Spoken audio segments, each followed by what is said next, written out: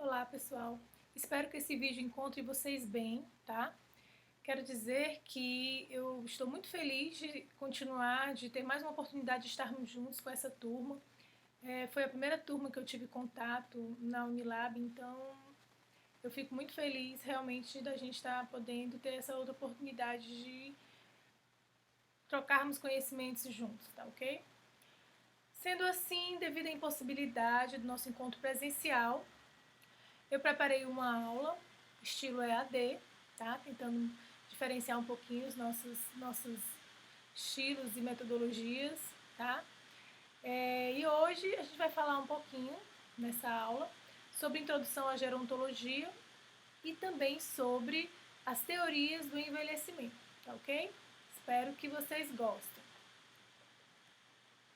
Bom, para iniciar a questão introdutória do estudo da gerontologia, eu trouxe para vocês uma chuva de questões, tá? A primeira delas, para vocês refletirem, é o que significa envelhecer? Qual o significado da palavra envelhecer? Velho, idoso, outros significados, outros sinônimos que isso possa vir. Vocês já pararam para pensar sobre isso? Por que nós envelhecemos? Sim. E quando começamos a envelhecer? Tá? Além disso, quanto tempo nós podemos viver, que a gente sabe que esse processo é continuado, até quando ele vai, esse processo de envelhecimento, tá? Quais os marcadores do envelhecimento? O que marca cada processo, cada etapa desse envelhecimento? E há mecanismo e o principal, né? Há mecanismo para a gente conseguir desacelerar esse processo de envelhecimento? O que vocês me dizem? Vamos ver se ao final dessa aula a gente consegue estar respondendo essas chuvas de questionamentos, tá ok? E o que vai nos ajudar a responder esses questionamentos? As pesquisas acerca dos mecanismos do envelhecimento humano vão nos ajudar, sim, a estar respondendo esses questionamentos, tá ok? Principalmente dizendo quais são as causas desse envelhecimento, que mais lá na frente a gente vai ver com as teorias do envelhecimento, principalmente quais são as principais causas que não estão totalmente elucidadas pela ciência, mas que nos dão um norte, nos dão uma luz para a gente inferir sobre determinadas causas desse processo de envelhecimento. Porém, ainda esses estudos, essas pesquisas, estão um pouco limitadas por questões éticas, principalmente, ou seja, é muito difícil a gente estar fazendo pesquisas científicas numa população viva que está ali envelhecendo, então, para a gente estar fazendo uso dessa população, tem uma série de implicações éticas que nos impedem de estar fazendo pesquisas mais aprofundadas, e por conta disso, muitas das pesquisas sobre o processo de envelhecimento vêm sendo realizadas com roedores, o que infelizmente não retrata a realidade do corpo humano, mas que nos dão uma certa luz, uma certa entendimento acerca de todo esse mecanismo de envelhecimento, ok? Bom, antes de falar de todo esse mecanismo de envelhecimento, a gente vai falar um pouquinho, como um processo introdutório em geral da gerontologia, a terminologia básica para a gente estudar a gerontologia. Eu acredito que na primeira semana de aula que vocês tiveram, vocês já falaram de vários termos científicos importantes para a gente estar fazendo, o estudo do cuidado de enfermagem, né, na saúde da pessoa idosa, tá ok? Que hoje em dia é o termo mais utilizado, a saúde da pessoa idosa. Não é o velho, não é o idoso em si, né?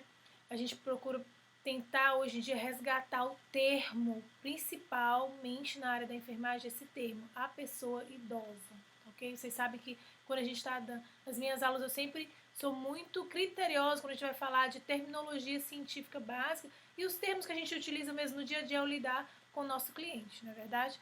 Então, quando a gente vai falar de terminologia da gerontologia, a gente tem que lembrar que os conhecimentos em gerontologia, eles estão evoluindo.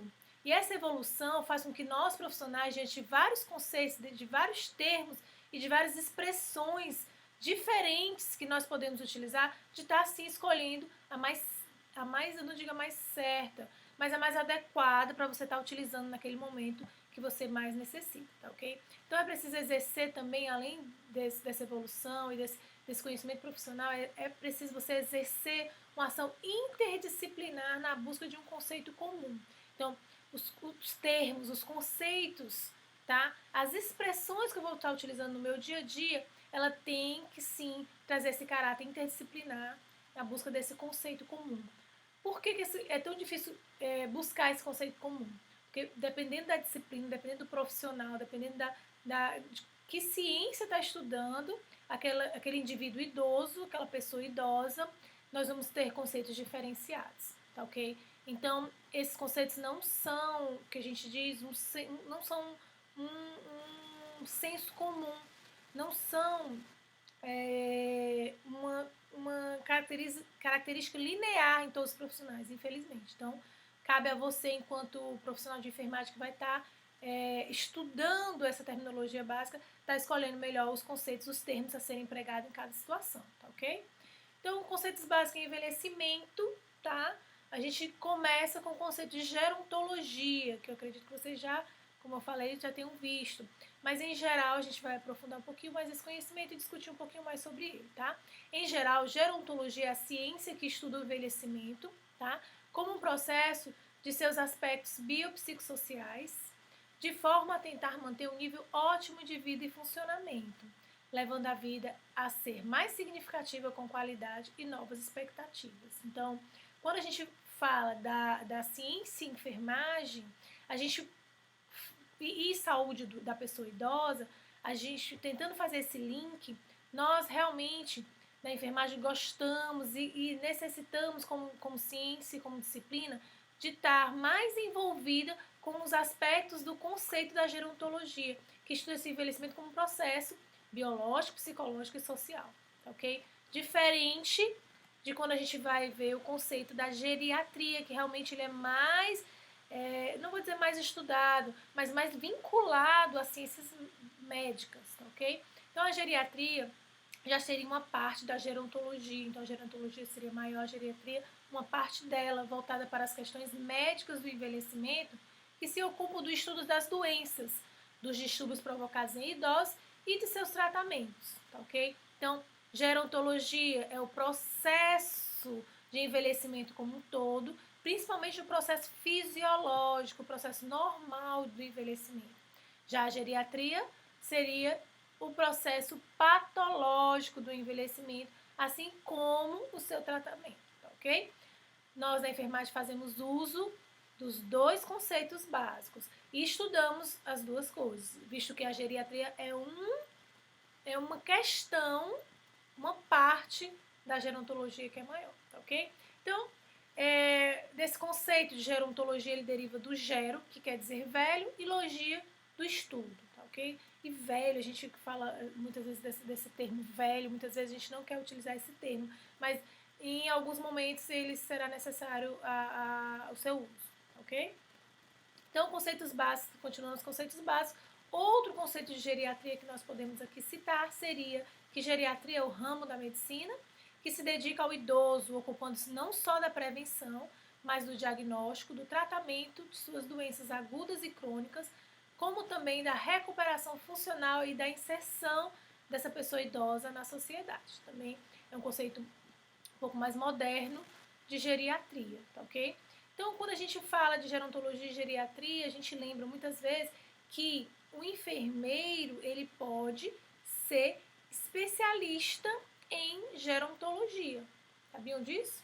Então, é importante vocês saberem. E ao contrário do médico, o médico muitas vezes ele faz especialização em geriatria. Mas um médico pode fazer especialização em gerontologia também? Sim.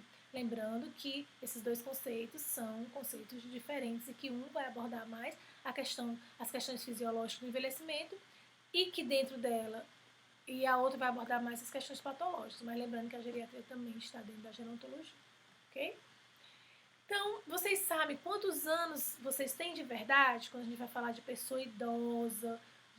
A gente sabe que a vida ela é feita de ciclos vitais. A gente na enfermagem trabalha muito com ciclos vitais. Então, nós nascemos crianças, né, neonatos, crianças, crianças maiores, adolescentes, adultos, adultos jovens, adultos maduros e chegamos à fase idosa, né? Então esse ciclo da vida, a gente passa por todo esse ciclo da vida.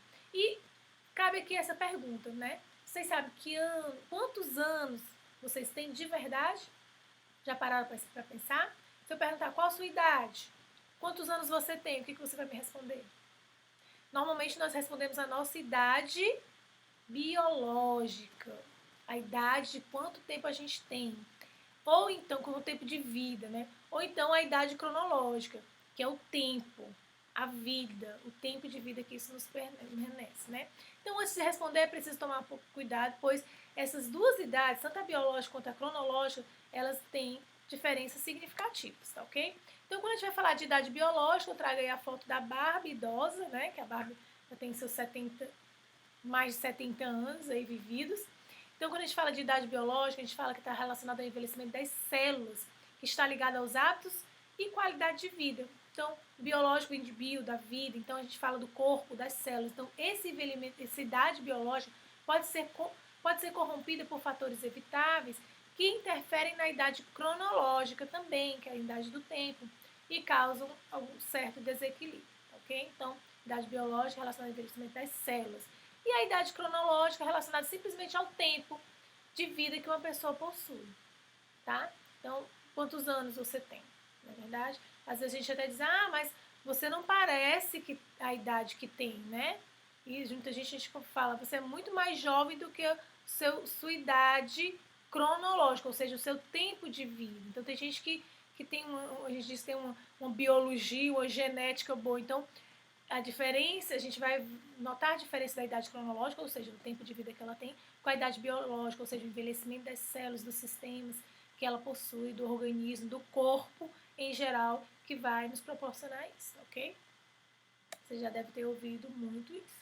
Então, ser idoso, lembrando que mesmo esse conceito diferenciado de idade biológica e idade cronológica, lembrar que ser idoso não significa estar doente. Assim como ser jovem também não é necessariamente um sinônimo de saúde. Isso é uma premissa importantíssima quando a gente vai estudar gerontologia de uma forma geral. A gente vai cuidar, enquanto enfermeiros, de pessoas idosas, tá? Então, não necessariamente essa relação é verdadeira. Idoso, doença, jovem, saúde, tá ok? Lembrar ainda que o envelhecimento em si, ele não é uma doença, certo? Isso aí a gente já tem que ter em mente quando a gente vai tratar, cuidar de pessoas idosas. Mas lembrar também que, infelizmente, né, o envelhecimento, ele é um conjunto de mudanças que aumenta a vulnerabilidade a acidentes e a doenças. Então, querendo ou não, nós seremos pessoas idosas, são mais vulneráveis a acidentes em geral e doenças em geral, principalmente as doenças crônicas, tá ok? Isso aí os estudos já vêm nos mostrando. Então, qual é a sua idade biológica? A idade das suas células, você já parou para pensar? Aqui eu trago a foto da nossa queridíssima Suzana Vieira e de uma mulher desconhecida que a gente pegou na internet, somente para dizer para vocês que essas duas pessoas têm idades cronológicas iguais, tá ok? Que é a idade do tempo, mas elas têm idades biológicas iguais? Tá na cara que não, né? Então, mais uma vez aí, a gente realmente consegue confirmar estes dois conceitos, essas duas terminologias básicas da gerontologia e do envelhecimento, tá?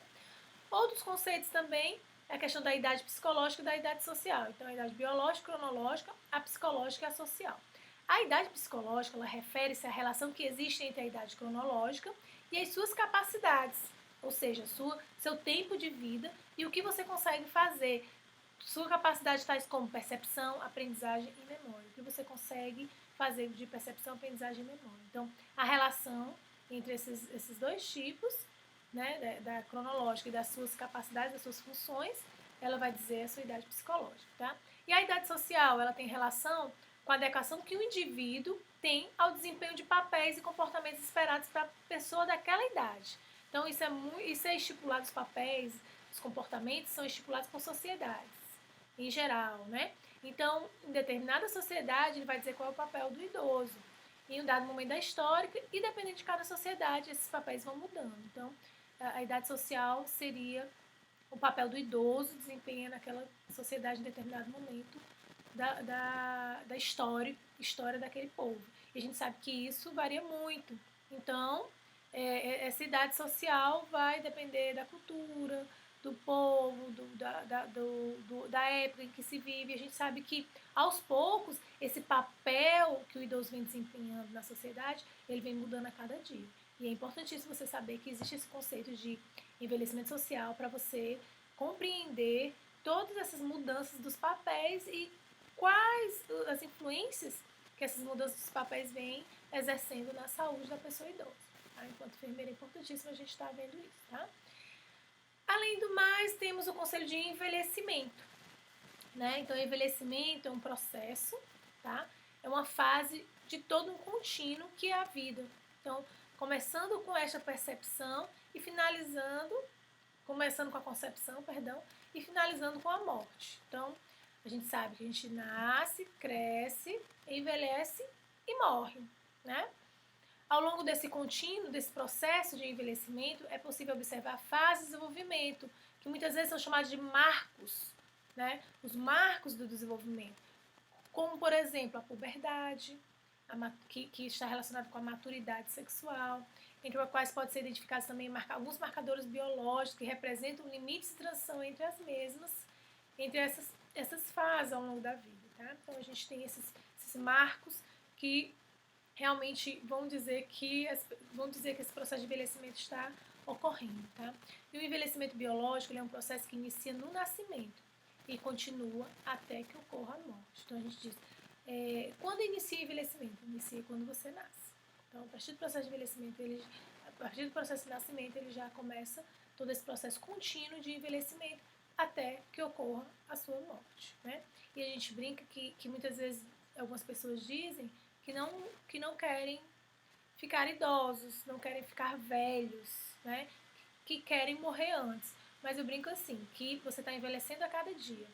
Então, você tem que fazer de tudo para que você envelheça de uma maneira mais saudável possível. A gente diz que o envelhecimento é uma poupança. Então, você está fazendo essa poupança agora. Na sua vida, na sua infância, você fez sua poupança com a ajuda da sua família. Na vida adulta, você começa a tomar suas decisões e você vai fazendo sua poupança. O que é essa poupança? É a poupança de saúde. Tá? Então, se você vai conseguindo ter uma vida saudável, você vai fazendo essa poupançazinha para que você chegue na vida idosa, né? Com saúde, com qualidade de vida, tá ok? Então, isso, eu digo também que a segunda opção é pior, né? Para as pessoas que não querem envelhecer, que querem morrer antes, eu digo, a segunda opção é pior. Ou seja, se você não vai ficar velho, a segunda opção é a morte. Então, cabe a você saber como você vai viver a sua vida para saber se você vai chegar numa vida idosa com qualidade ou não, ou se você vai ficar dependendo de outras pessoas para ter uma certa qualidade de vida, tá ok? Então, vamos lá. Além do conselho de envelhecimento, tem o conselho de velhice, ou velho, né? Como eu falei para vocês, que muitas pessoas não gostam de utilizar esse termo, mas às vezes é importante o seu uso. Então, a velhice é uma fase da vida, tá? Assim como a adolescência, como a vida adulta, você chega à velhice. E ela é considerada a última fase desse ciclo vital, tá? Ela é caracterizada pela redução da capacidade funcional, ou seja, nosso organismo, a função que eles vão exercendo, vai se deteriorando aos poucos. Pela calvície, que é a perda de cabelos, pela canice, que é o embranquecimento dos cabelos, a redução da capacidade de trabalho e da sua resistência, associando-se também à perda de alguns papéis, à solidão, a perdas psicológicas, perdas motoras, perdas afetivas, tá? Essa etapa da vida de velhice, ela segue a maturidade e representa efeitos específicos sobre organismos em razão do passar dos anos. Então, é aquela velha história que a gente comentou no início da nossa conversa aqui hoje, que envelhecer não é doença, mas que o processo de envelhecimento, ele traz uma série de disfunções, né? De perdas da nossa capacidade funcional, que vão nos deixando, querendo ou não, um pouco mais susceptíveis a determinadas doenças, tá ok? E outro conceito é a velhice cronológica. Então, cronologicamente, em termos de tempo, nós consideramos velho quem? Né, o idoso, quem? Segundo a Organização Mundial de Saúde, que o Brasil utiliza esse conceito, velhice cronológica são as pessoas que têm 60 anos ou mais de vida para os países em desenvolvimento, né, no caso do Brasil. Já os países desenvolvidos, a velhice cronológica é considerada a partir de 65 anos de idade, principalmente vocês devem ter visto na aula de epidemiologia, com o envelhecimento da população, né, cada vez mais, a expectativa de vida aumentando, e as questões legais, de aposentadoria, de direitos sociais. Então, tem países desenvolvidos que a velhice cronológica é considerada até 70 anos, 75 anos. Então, isso vai variar realmente de lugar para lugar, tá? Conceitos básicos de envelhecimento, continuando, envelhecimento comum. Então, esse envelhecimento comum são relacionados a fatores extrínsecos, tipo dieta, sedentarismo, causas psicossociais. Esses fatores extrínsecos intensificariam os efeitos adversos que ocorrem com o passar dos anos. Então, é o envelhecimento fisiológico, tá? E o envelhecimento bem-sucedido, o que seria esse conceito? Seria uma pessoa que está envelhecendo com baixo risco de doença e baixo risco de incapacidades funcionais relacionadas a essas doenças. Então, muitas vezes a gente diz que não é o processo de envelhecimento em geral que vai causar essas incapacidades funcionais, né?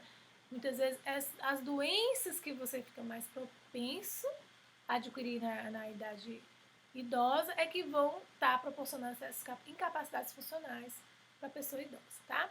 Essas incapacidades funcionais estão relacionadas com as doenças e compromete o envolvimento ativo desse indivíduo com a vida. Então, quanto mais envolvido ativamente o indivíduo estiver com a vida, melhor vai estar, mais bem sucedido vai estar sendo o seu processo de envelhecimento, tá? E o envelhecimento normativo seria um processo natural de desenvolvimento em fases avançadas da vida. Ele pode ser primário ou secundário, tá? O envelhecimento normativo primário, ele está presente em todas as pessoas, ele é geneticamente determinado ou ele é pré-programado, tá?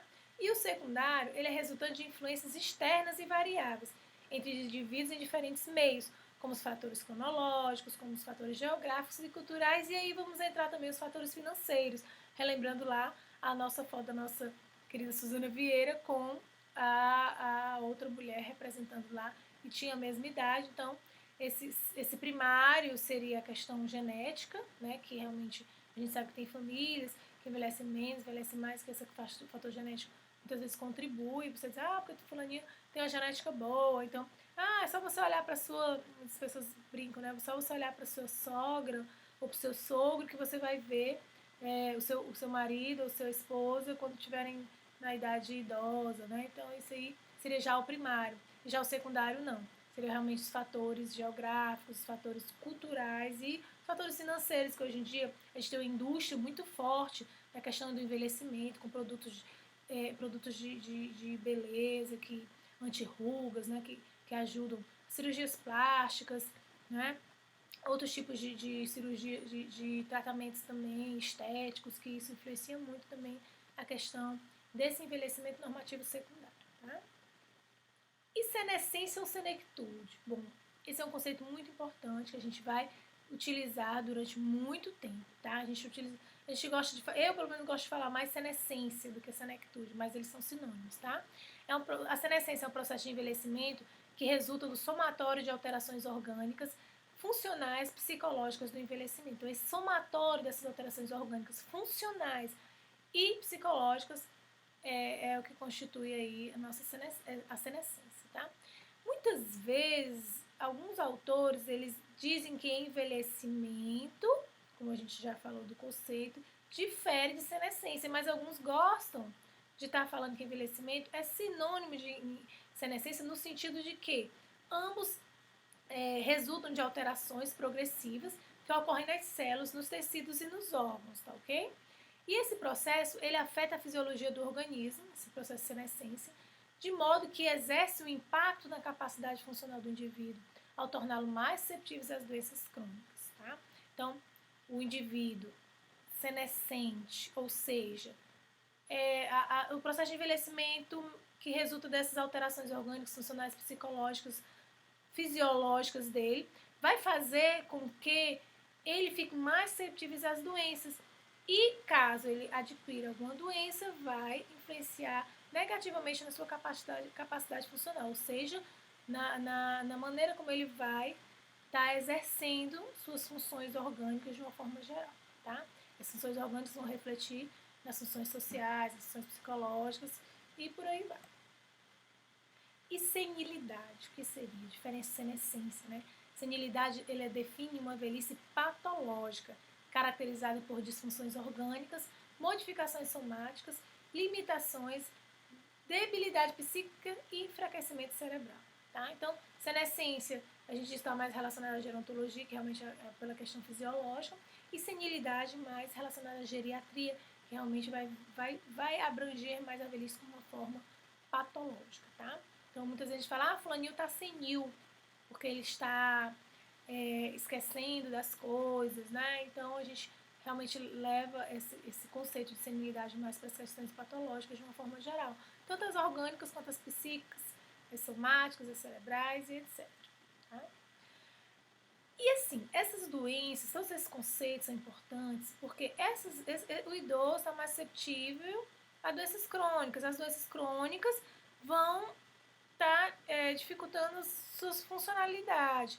E essa dificuldade de funcionalidade vão interferir principalmente na autonomia e na independência desse idoso.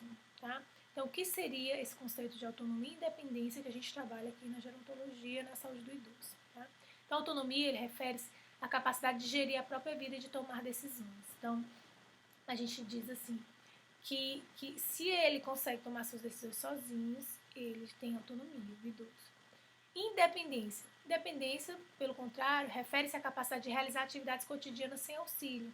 Por exemplo, escovar os dentes, as suas atividades de vida diária de uma forma geral. Okay? Esses dois conceitos são importantíssimos. Por quê? Na saúde do idoso? Porque a gente quer, nosso principal objetivo é que a gente consiga chegar na vida idosa, ou que a pessoa idosa consiga estar preservado a sua autonomia, a sua independência, que entra aí num conceito de envelhecimento ativo, tá?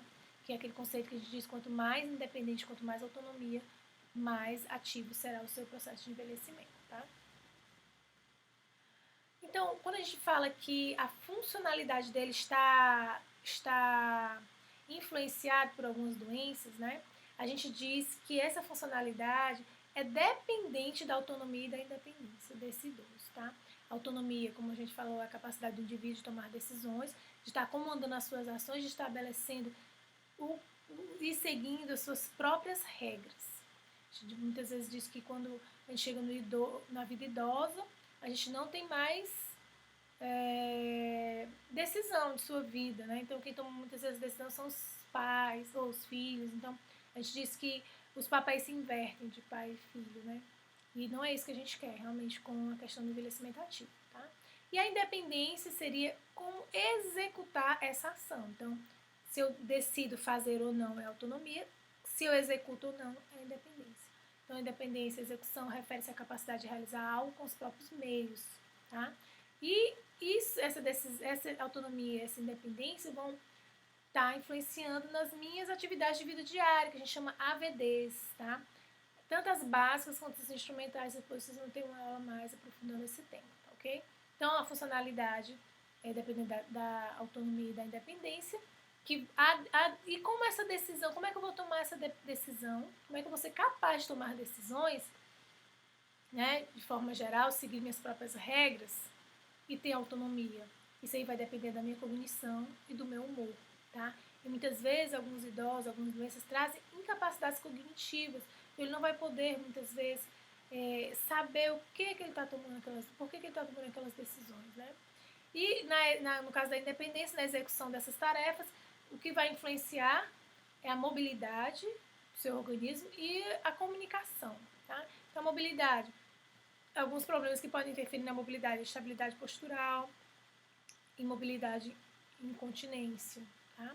E na comunicação, alguma incapacidade comunicativa também pode estar influenciando nessa independência, tá? Para ficar uma coisa mais aprofundar um pouquinho mais, a gente vai dar alguns exemplos, tá ok? Sobre como o idoso pode estar exercendo sua independência e sua autonomia.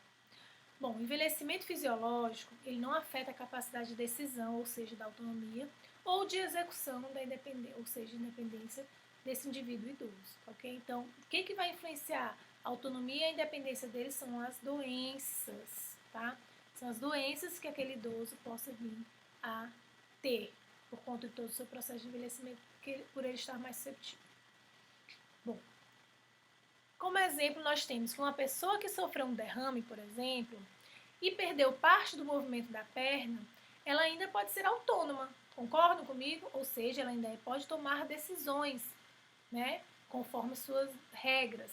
Mas, infelizmente, por ele ter parte dos seus movimentos,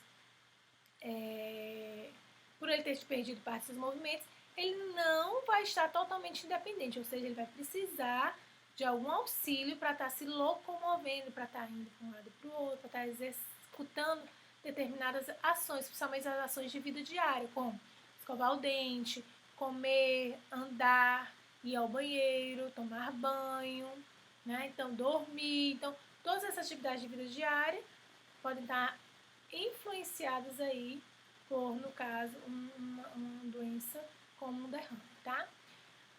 Outro exemplo que nós temos também é que uma pessoa pode depender dessas outras pessoas para algumas atividades, como, por exemplo, subir no ônibus. Ou seja, ela não está totalmente independente, ela precisa de algum auxílio para subir no ônibus, mas ela pode escolher qual ônibus pegar e para onde ela quer chegar lá. Ou seja, ela está autônoma, né? Por outro lado, né, uma pessoa com Alzheimer, por exemplo, ela pode conseguir subir no ônibus sem auxílio de ninguém, ou seja, sua autonomia está preservada. Perdão, sua independência está preservada. Ela vai conseguir executar aquela ação de subir no ônibus. Mas, em contrapartida, ela não vai ter a capacidade de saber qual ônibus ela vai pegar. Isso aí vai influenciar na sua autonomia, ok? Para finalizar um pouco, eu gosto de trazer um pouco da questão dos conceitos da interdisciplinaridade e da interprofissionalidade, tá bom? Muitas vezes a interdisciplinaridade, a gente diz, são disciplinas que se interrelacionam, tá? E a interprofissionalidade são profissionais que se interrelacionam. Hoje em dia a gente está utilizando até um conceito um pouco mais amplo, o conceito existe o conceito de multiprofissionalidade, mas a gente não quer trabalhar com esse conceito de multiprofissionalidade, a gente quer trabalhar com esse conceito de interprofissionalidade, assim como a gente não quer trabalhar com o conceito de multidisciplinaridade, mas interdisciplinaridade. Por quê? Porque multi quer dizer que existem vários, mas não necessariamente eles vão estar trabalhando em conjunto. Já a interdisciplinaridade diz que eles estão interligados, várias disciplinas ou várias profissões que utilizam de várias disciplinas vão estar trabalhando em conjunto para estar conseguindo dar um bom atendimento, um bom cuidado, no caso da enfermagem, a todo o processo de envelhecimento e também as pessoas idosas de uma forma geral, tá? Então a gente diz que a saúde do idoso, assim como pesquisas em gerontologia, elas são exercidas por profissionais de diversas áreas de conhecimento. Então, nós precisamos, sim, não é só médico, não é só enfermeiro, não é só técnico de enfermagem, nós precisamos de uma equipe interprofissional, tá? Então, são psicólogos, são assistentes sociais, terapeutas ocupacionais, educadores físicos. Então, nós temos quanto mais profissionais da área da saúde ou não, para estar fazendo com que se tenha qualidade de vida, sim, no processo de envelhecimento, tá? As atividades, elas devem atuar nos campos tanto biológicos quanto psicossociais, políticos e legais, tá? Então, a gente sabe que o envelhecimento é um processo multifatorial e que é influenciado pelos aspectos biológicos, psicológicos, sociais, políticos e legais. Por que políticos e legais? A gente vai ter uma aula só sobre política do idoso, tá ok? Que a gente vai ver que ao longo do tempo como vem mudando essa política e como essa política vem influenciando, sim, na qualidade de vida dos idosos, tá? Finalizar as questões da terminologia, da introdução geral ao estudo da gerontologia, né? nós vamos passar aqui para as teorias do envelhecimento, tá? Vamos conversar, introduzir o tema, mas eu vou aqui lançar um desafio para vocês, tá ok? Ao final desse pequeno diálogo, dessa pequena exposição sobre essas teorias do envelhecimento, tá ok? Surpresa no final. Bom, para a gente falar de teorias do envelhecimento, né, a gente vai tentar responder aquelas questões do início, né? Aquela chuva de questões do início, né? Por que nós envelhecemos? Então, não tem nada elucidado ainda como uma verdade absoluta, mas nós temos teorias e paradigmas que vão nos auxiliar a tentar, de alguma forma, compreender como, porquê, como é que está acontecendo todo esse processo de envelhecimento. Tá? Então, o que são teorias, né, antes de tudo? É um conjunto de definições, de leis e de princípios gerais sobre um determinado objetivo. Então, nós temos, sim, definições, princípios e objetivos, né, a respeito do que é o envelhecimento. Tá? E as teorias, em geral, elas objetivam a construção de um conhecimento científico de forma sistemática, reflexiva, crítica, coletiva e acumulativa.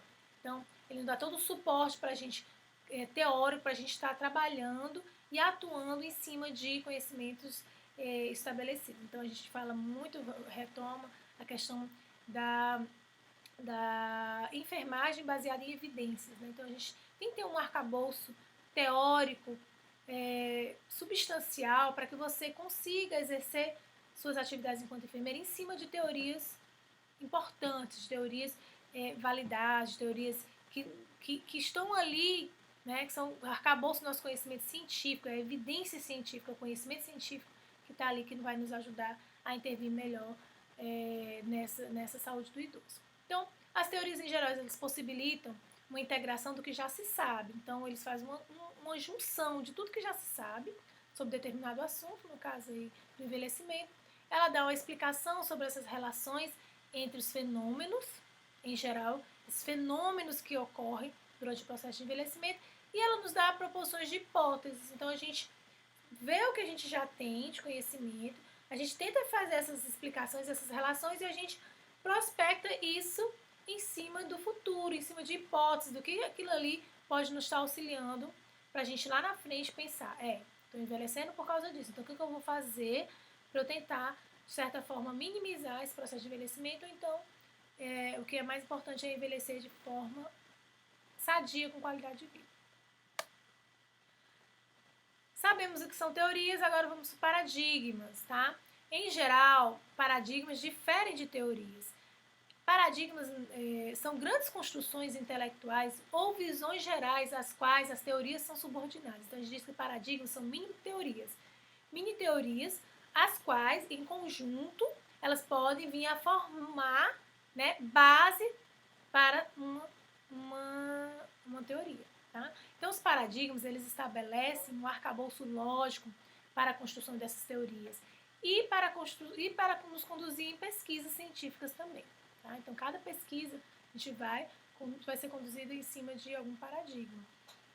Bom, paradigmas também dizem respeito à natureza geral das mudanças evolutivas, no caso do envelhecimento, né, eles vão dizer respeito a essa natureza geral dessas mudanças que ocorrem no nosso organismo, né, nas nossas relações, no nosso lado psicológico, né, que ocorre em determinado período da vida, no caso, a vida idosa, e durante a vida em toda a sua extensão, ok? Dito que é paradigma, dito que é teoria, tá? O que a gente já sabe, né? O que você já sabe sobre o processo de envelhecer? Então, nós sabemos o quê, né? A gente pegar todo o arcabouço de conhecimento até agora. Nós sabemos que o envelhecimento ele é um processo variável nos diversos indivíduos. Então, eu envelheço de uma maneira, você de outra.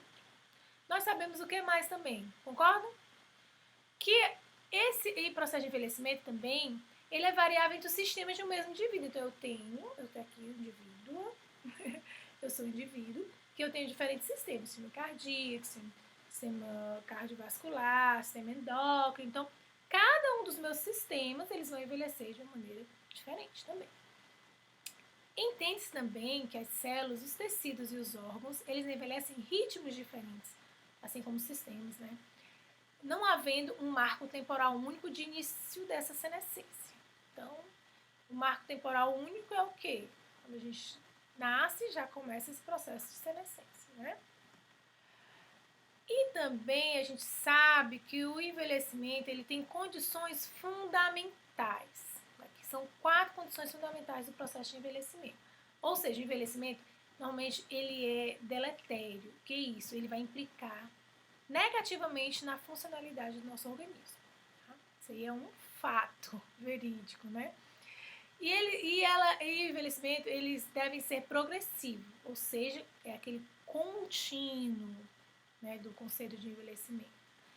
E ele deve ser intrínseco. O que é isso? Intrínseco é que o ambiente exerce influência também nesse processo. E eles devem ser universais, principalmente em determinada espécie, na mesma espécie. Então, eu tendo esses 4 condições básicas, fundamentais do processo de envelhecimento, tá? Então, ele é universal, ou seja, cada espécie tem que sofre o mesmo processo. Ele é intrínseco porque ele é influenciado pelo ambiente, ele é progressivo porque ele é um contínuo e ele é deletério porque realmente ele influencia negativamente nessas funções. E quando a gente fala da biologia do envelhecimento, muito pouco se vem estudando sobre isso, tá? E as pesquisas que a gente tem, além de poucas, sobre a biologia do envelhecimento de uma forma geral, elas são bem recentes e contraditórias, tá ok? Então, nós temos grande variedade de abordagens, os autores muitas vezes não se contradizem, não entram no consenso, tá? Isso dificulta muito as questões de como a gente vai abordar isso na prática, né? Então, essa dificuldade desses estudos, principalmente estão relacionados com essa definição que não é consenso. Então, eu falei para vocês toda essa terminologia da introdução à gerontologia que a gente utiliza, mais relacionados com os aspectos dos paradigmas e teorias que nós utilizamos na enfermagem, nas ciências médicas de uma forma geral. Mas, infelizmente, não se existe realmente um consenso quanto a esses termos. Algumas pessoas, vocês vão ver em outros autores, né? Eu trouxe uma referência ao final da apresentação, que vocês podem fazer uma leitura de 2, 3 referências daquela, vocês vão ver que muitas vezes um autor usa envelhecimento de uma certa forma, outro autor usa senescência, senectude. Então, não existe esse consenso atual, apesar de que nós estamos caminhando para isso. Então, o envelhecimento ele é complexo, ele é multifatorial, daí a dificuldade desses estudos e também a testagem de pesquisas acerca do envelhecimento, ela demanda um elevado custo. E tem a questão ética da gente não poder estar, muitas vezes, pesquisando com as pessoas que estão envelhecendo. Então, a gente tem que fazer muitas pesquisas laboratoriais e que não refletem realmente a realidade dos seres humanos. E com relação às teorias do envelhecimento em si, aí que eu digo que a coisa piora no sentido do consenso, tá? Então, se a gente não tem um consenso entre os pesquisadores sobre os termos básicos que nós vamos utilizar na gerontologia, imagine nas teorias, ou seja, no arcabouço teórico que tenta explicar por que nós envelhecemos, né? Então, essas teorias, elas têm grande variedade de teóricos. Para vocês terem uma ideia, eu li um artigo que vinha falando que nós temos, um autor já fez as contas, né, um pesquisador já fez as contas, e ele catalogou mais de 300 tipos de teorias de envelhecimento diferentes. Para vocês terem uma ideia, 300, tá? Mais de 300. Então, é importante ter uma variedade, sim, mas que muita variedade que faz com que haja repetições e muitas vezes não fica interessante, tá? Então, a partir desses autores, eu sugiro um deles para a gente estar fazendo, desses vários autores, dessas 300 teorias, eu trago aqui algumas delas para a gente estar fazendo o nosso trabalho final dessa apresentação e dessa aula que vai contar como carga horária, tá? Então, é importante também saber, além dessa grande variedade, nenhuma teoria explica tudo, tá? Então, a gente vai ver que existem as teorias biológicas do envelhecimento, existem as teorias psicológicas do envelhecimento, mas nenhuma explica tudo. Por isso, nós precisamos de várias teorias e que muitas vezes a gente tenta agregar uma a outras, tá?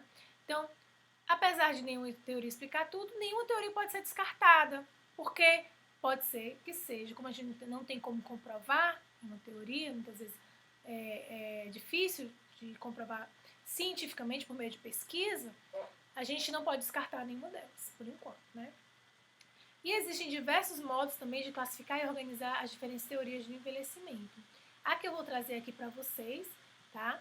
Ela é um panorama em geral, né, da teoria do envelhecimento, que é esse panorama mais atual que a gente vem utilizando de teorias biológicas do envelhecimento e de teorias psicológicas do envelhecimento. Então, existe essa dicotomia, tá? Eu vou citar para vocês as teorias biológicas, vou citar as teorias psicológicas, tá? E ao final a gente tem aí eu vou dizer que é um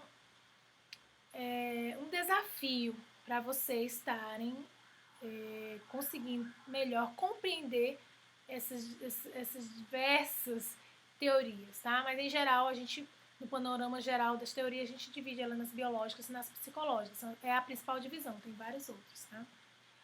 Então, dentro das teorias biológicas do envelhecimento, aqui no caso das teorias biológicas, a gente vai utilizar o autor Arkin, de 2008, que ele traz pra gente somente das teorias biológicas, não das psicológicas, tá ok? Então, como eu tenho uma gama de autores que não entram num consenso a respeito dos tipos de teoria, a gente vai utilizar as teorias estipuladas por Arkin, tá? Que realmente, dentre todos eles, é o que a gente atualmente está sendo mais utilizado pelos pesquisadores. Então, o Arkin, ele diz que as teorias biológicas do envelhecimento, elas podem ser teorias intracelulares e teorias intercelulares.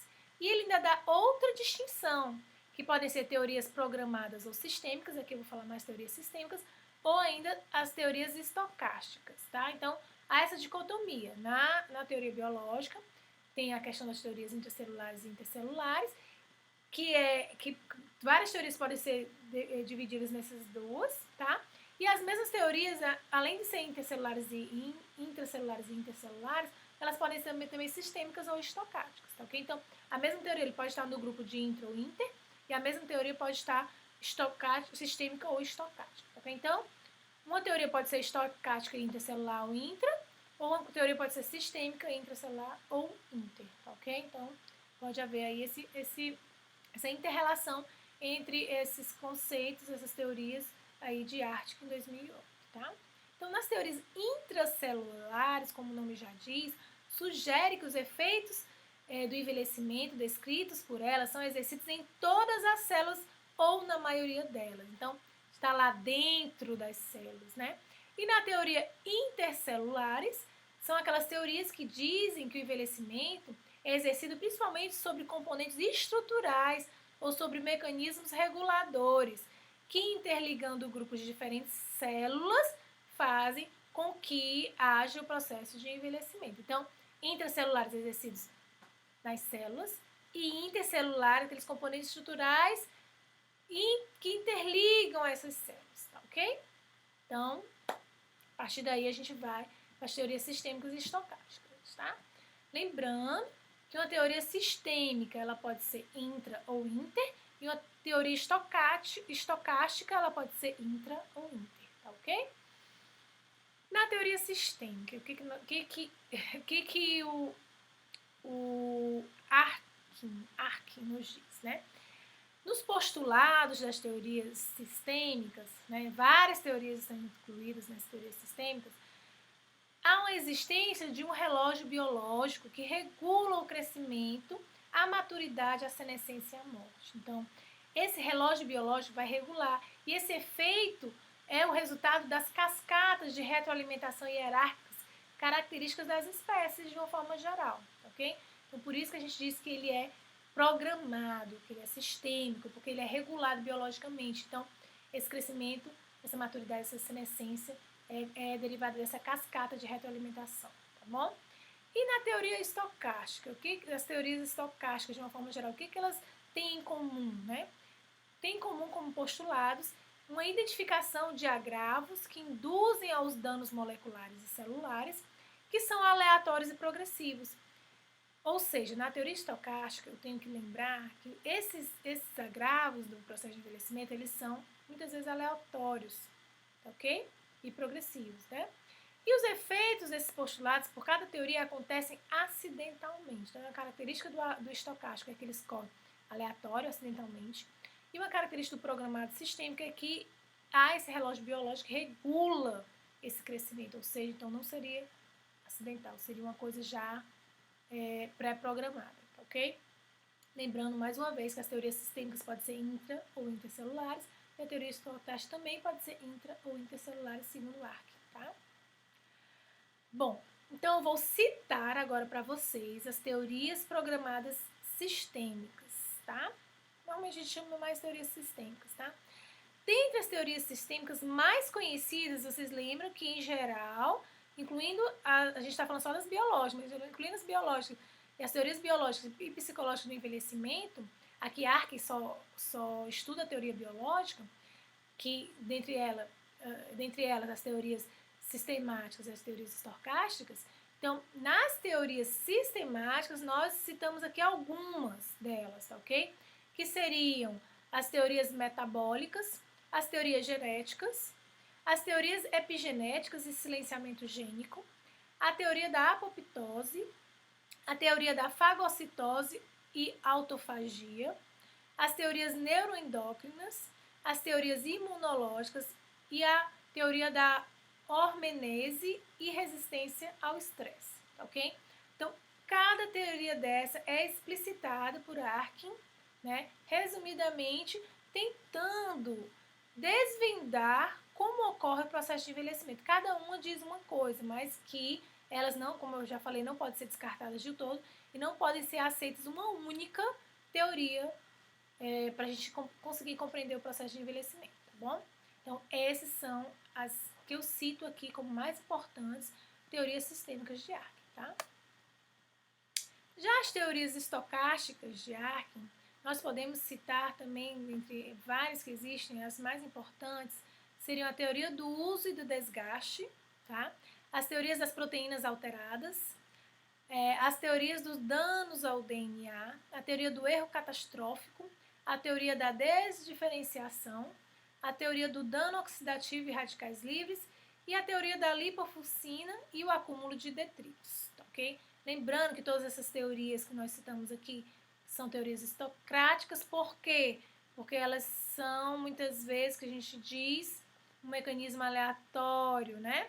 E as teorias sistêmicas, existe aquele relógio, todas elas têm em comum aquela questão daquele relógio biológico que vai dar esse contínuo de degradação dos nossos sistemas, tá? Então, na questão das teorias biológicas, nós temos essas duas principais, né? As sistêmicas e as estocásticas, que vão nos estar desvendando todo esse processo de envelhecimento, né? Bom, passada as teorias biológicas, passamos agora para as teorias psicológicas do envelhecimento. Lembra que eu falei para vocês que o envelhecimento é multifatorial? Então, temos a parte biológica, temos a parte psicológica. E aí, na psicológica, muitas vezes, alguns autores também chamam de teorias psicossociais do envelhecimento, ok? Então, essas teorias psicológicas do envelhecimento, elas explicam as mudanças comportamentais ao longo da vida, assim como as biológicas, elas explicam mais a questão das células, né, dos órgãos, da funcionalidade geral dos sistemas, né, biológicos em si. A teoria psicológica ela tenta falar a questão do comportamento na velhice, ao longo do processo de envelhecimento. E há diferenças desses comportamentos entre os indivíduos, entre grupos, com relação a como e por que se desenvolve e envelhece, entre o que é peculiar aos idosos, né? O que é peculiar do idoso por causa da idade, ou é devido ao contexto sócio-histórico que ele está inserido, ou é devido à sua característica, à sua personalidade individual também, né? Isso tudo vai influenciar nessas teorias, tá? Essa teoria também psicológica, ela tenta relacionar, né, ver como se relacionam na velhice os processos psicológicos entre os indivíduos e saber se os diferentes processos psicológicos eles se modificam ou se eles se mantêm com o envelhecimento. O que vocês acham? Que eles se modificam ou se mantêm? Biologicamente a gente sabe que se modifica. E psicologicamente? O que vocês dizem? Aí as teorias cada teoria vai nos dizer vai nos responder determinado assunto sobre esse processo de comportamento de uma forma geral, né? Então, dessas teorias psicológicas, nós citamos aqui 5 tipos de teorias, tá? Lembrando que aqui são autores diferenciados que vão discutir esse tipo de teoria, não é mais o Ark, então o Ark estuda mais a questão das teorias biológicas mesmo. E se vocês forem fazer uma pesquisa na internet sobre alguns artigos mais recentes sobre teorias de envelhecimento, realmente, infelizmente, estudam-se mais as questões das teorias biológicas, tá? Mas as questões das teorias psicológicas sabe que também, devido ao caráter multifatorial do idoso, é importantíssimo. Então, existe, dentre as teorias psicológicas, lembrando que as teorias psicológicas, elas nos são dadas como paradigmas. Elas não têm ainda, não ascenderam ainda para a categoria de teorias. Então, elas são paradigmas, como se fossem pré-teorias. Então, esses paradigmas, depois de bem estudados, eles podem vir a desenvolver teorias. Como eu já falei, eles não são tão pesquisados ainda, por isso que ainda são paradigmas, tá? Então, nós temos, dentre as teorias psicológicas, o paradigma mecanicista, tá? Nós temos o paradigma organicista, o paradigma dialético, o paradigma de curso de vida e o paradigma de envolvimento ao longo de toda a vida, chamado lifespan, ok? Então, esses 5 paradigmas são importantíssimos para a gente tentar compreender como ocorre psicologicamente esse processo de envelhecimento, assim como as outras teorias biológicas vão tentar fazer com que a gente compreenda como ocorre o processo de envelhecimento biologicamente falando do nosso corpo em si, né? E para finalizar, como eu falei para vocês que eu tenho um desafio para vocês, então, para a gente estar falando de todas as teorias, mesmo resumidamente, eu ia passar aqui umas 5 horas gravando essa aula para vocês, tá? Ou então na sala de aula mesmo, a gente teria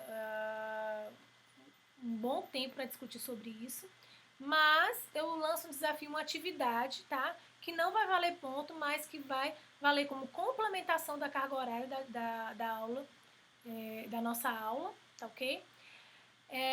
Como atividade, eu solicito que vocês, por meio das referências que eu deixei ao final, inclusive em uma das referências, a gente tem como ter esse capítulo de teorias do envelhecimento, tanto as biológicas quanto as psicológicas, tem acesso na internet, mas vocês também podem ter acesso a esses livros na biblioteca da Unilab, tá ok?